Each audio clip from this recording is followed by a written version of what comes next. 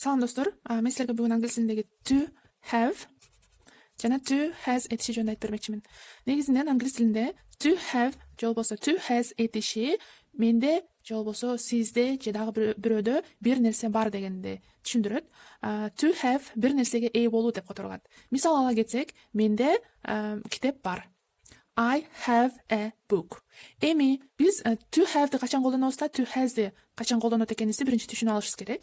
To have менен to has экөө бирдей которулат, себеби дегенде экөө бир сөз. Айырмасы эмнеде? Айырмасы сөздүн эсинде. Мисалы алсак, to have'ди биз биринчи жакта I, мен деген сөз менен колдонобуз. You экинчи жакта сен, сиз же болбосо көптүк түрдө силер.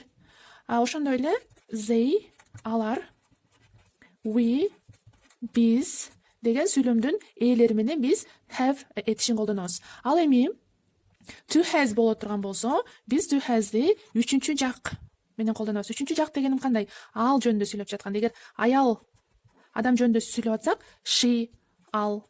Эркек адам жөнүндө айтып атсак, he, ал. Же болбосо бир жансыз нерсе, же болбосо бир жаныбар жөнүндө сүйлөп атсак, ал деп ошол үчүнчү жакта гана has деген этишти колдонобуз. Дагы бир жолу кайталайм. To have, to has бул бир эле этиш, айырмасы жактар менен айырмаланып турат. Себеби дегенде have деген этиш has этишине айланып кетет эгер биз ал жөнүндө айтып жатсак. Мисалын ала турган болсок, менде китеп бар. Жогоруда айтып өткөн эле, менде китеп бар. I have a book.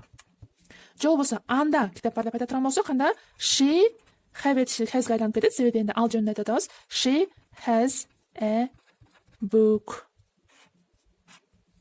Мына ушундай достор, бул to have менен to has'дин айырмасы мындай ушундай жөнөкөй. Эң негизги нерсе биле турчу, бул жакта have бул жактарга карата жакталат. Бул сүйлөмдүн формасы positive form. Ал эми башка эки суроолуу формасын, жанагы илептүү формасын биз башка сабактарда айтып бермекчимин деп силер менен бүгүн are, BT, trainer